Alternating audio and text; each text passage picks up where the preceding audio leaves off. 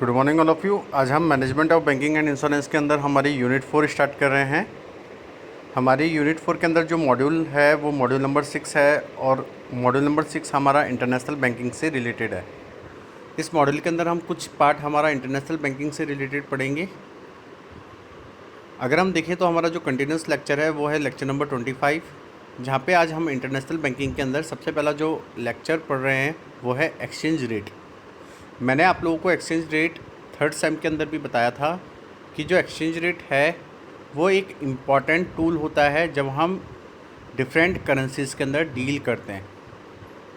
तो सबसे पहले मैं आपको बताता हूँ कि एक्सचेंज रेट क्या होती है। Exchange rate are the amount of one currency you can exchange from another. Exchange rate वो अमाउंट है जहाँ पे हम एक करेंसी को दूसरी अदर करेंसी के अंदर एक्सचेंज कर रहे हैं। अगर हम एग्जांपल देखें तो the dollar exchange rate tells you how much a dollar is worth in a foreign currency.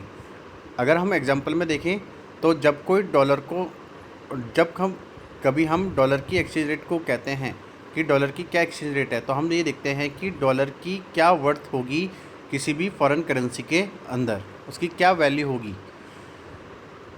इसके बाद अगर हम देखें तो an exchange rate is the rate at which one currency can be exchange from another. In other words it is the value of another country currency compared to that of your own. If you are traveling to another country you need to buy the local currency. अगर हम exchange rate की बात करें तो exchange rate वो rate है जहाँ पे हम एक करेंसी को किसी दूसरी अनदर करेंसी के अंदर एक्सचेंज कर रहे हैं। और अदर वर्ड्स में हम देखें तो जो वैल्यू है अनदर कंट्री करेंसी की उसको कंपेयर किया जाता है हमारी खुद की करेंसी से, मीन्स हमारी लोकल करेंसी से। अगर आप देखें तो अगर आप किसी दूसरी कंट्री के अंदर ट्रैवल कर रहे हैं तो वहाँ पे आपको कोई लोकल करेंसी बाई करनी होगी उस कंट्री में विजिट करने के लिए। इसके बाद अगर हम देखें तो मैंने आप लोगों को बताया था कि जो हमारी एक्सचेंज रेट होती है वो दो तरीके की होती है। एक तो होती है फ़िक्स्ड एक्सचेंज रेट और एक होती है हमारी फ्लोटिंग एक्सचेंज रेट। अगर हम फिक्स्ड एक्सचेंज रेट की बात करें तो they are the two ways the price of a currency can be determined against another.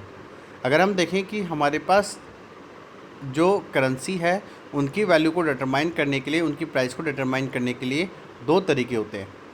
पहला क्या है, फिक्स्ड। अगर हम फिक्स्ड की बात करें तो फिक्स्ड और pegged rate is a rate of government means central bank set and maintain as the official exchange rate.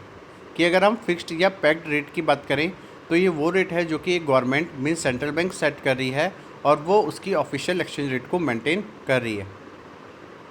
A set price will be determined against a major world currency, usually the US dollar, but also other major currencies such as the euro, the yen और a basket of currencies।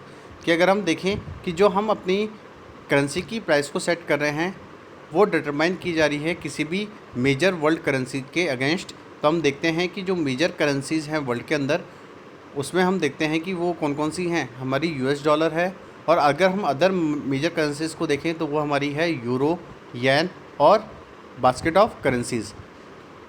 और अगर हम देखें तो जो US dollar है वो world की बेस करेंसी है और मोस्टली जो करेंसीज़ को डिटरमाइन किया जाता है वो US डॉलर के बेसिस पे किया जाता है।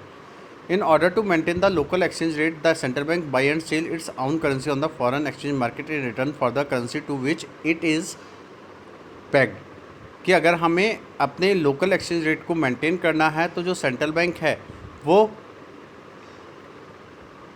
बाई और सेल करती है उसकी आउन करेंसीज़ को किसी भी फॉरेन एक्सचेंज मार्केट के अंदर और उसके रिटर्न में वो उस करेंसी को देती है जो कि पैक्ड है, मीन जो कि फिक्स्ड है।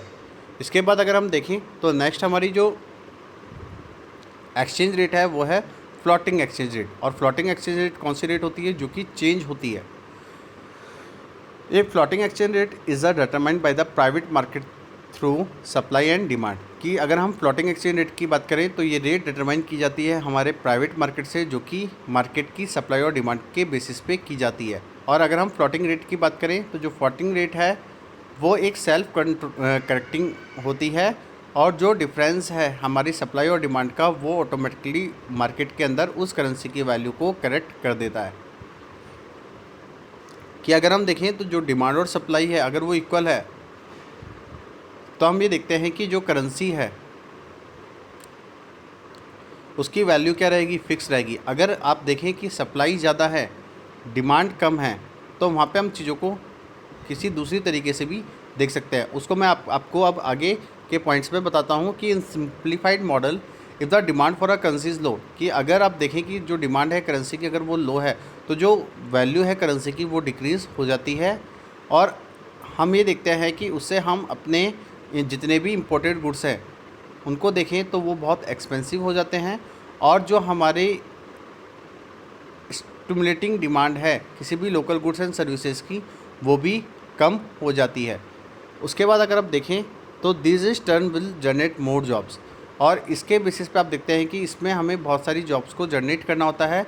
तो causing an auto correction in the market, तो हमें इस कॉज को से बचने के लिए अपने मार्केट के अंदर उसका ऑटो करेक्शन करना पड़ता है, मीन्स उसको सही करनी पड़ती है। A floating exchange rate is a constantly changing, कि अगर हम देखें तो जो फ्लोटिंग एक्सचेंज रेट है वो कॉन्स्टेंटली चेंज होती रहती है मार्केट कंडीशंस के बेसिस पे, कि जिस तरीके की मार्केट कंडीशंस होंगी उस तरीके से उस करेंसी की वैल्यू होगी, उसकी प्राइस होगी। In reality no currency is wholly fixed और फ्लोटिंग, कि अगर हम रियलिटी में देखें तो कोई भी करेंसी फिक्स्ड और फ्लोटिंग नहीं होती है। In a fixed regime market pressures can also influence change in the exchange rate, कि अगर हम फिक्स्ड रिजाइम को देखें तो वो भी मार्केट प्रेशर से उसकी एक्सचेंज रेट को इन्फ्लुएंस या चेंज कर सकते हैं। लेकिन समटाइम हम देखते हैं कि जो लोकल करेंसी है वो रिफ्लेक्ट करती है उसकी ट्रू वैल्यू को किसी भी पैक्ड करेंसी के अगेंस्ट। तो आप black market which is more reflective of actual supply and demand, कि अगर हम ब्लैक मार्केट की बात करें जो कि सबसे ज़्यादा रिफ्लेक्ट करता है हमारी एक्चुअल सप्लाई और डिमांड को जो कि डेवलप किया जाता है, तो जो सेंट्रल बैंक है वो इस फोर्स के अकॉर्डिंग उन करेंसीज का रिवैल्यूएशन करती है और डिवैल्यूएशन करती है जब उसकी ऑफिशियल जो रेट है, जहाँ पे हम जो रेट है उसको एक लाइन में किसी भी अनऑफिशियल वन से कंपेयर करते हैं, तो thereby halting the activity of the black market. और उसके बाद जो भी हमारे ब्लैक मार्केट की एक्टिविटी है उसको हम हेल्ट करते हैं। In floating regime the central bank may also intervene when it is necessary to ensure stability and to avoid inflation, कि अगर हम देखें कि जो फ्लोटिंग रिजाइम है वहाँ पे जो सेंट्रल बैंक है वो उसको इंटरवन करती है, जबकि हम देखें कि जब सेंट्रल बैंक अपनी करेंसीज़ को फ्लोटिंग रिजाइम से देखती है तो उसको देखना होता है कि मार्केट के अंदर उस करेंसी की वैल्यू, या हम कह सकें तो जो वैल्यू है हमारी करेंसी की, जो प्राइस है हमारी वो स्टेबल है या नहीं है, जिससे कि हम इन्फ्लेशन जैसी प्रॉब्लम्स को अवॉइड कर सकें। However it is less often that the central bank of a floating regime will be interfere, कि अगर हम देखें तो जो सेंट्रल बैंक है किसी भी कंट्री की वो फ्लोटिंग रिजाइम से इंटरफियर करती है, क्योंकि फ्लोटिंग रेट क्या होती है, अगर हम फ्लोटिंग रिजाइम को देखें तो वो मार्केट कंडीशंस के अकॉर्डिंग चेंज होती है। तो सेंट्रल बैंक को भी उसके रिगार्डिंग बहुत सारे मेजर्स करने होते हैं जिससे कि उस करेंसी की जो वैल्यू है वो मार्केट के अंदर स्टेबल रहे, और जो प्रॉब्लम्स हैं हमारी इन्फ्लेशन और डिफ्लेशन को लेके उन प्रॉब्लम्स को वो उस कंट्री के अंदर सॉल्व कर सके। तो हमारा जो लेक्चर है यहाँ पे एक्सचेंज रेट का वो कंप्लीट होता है। तो आज के लिए इतना ही। Thank you so much and have a nice day.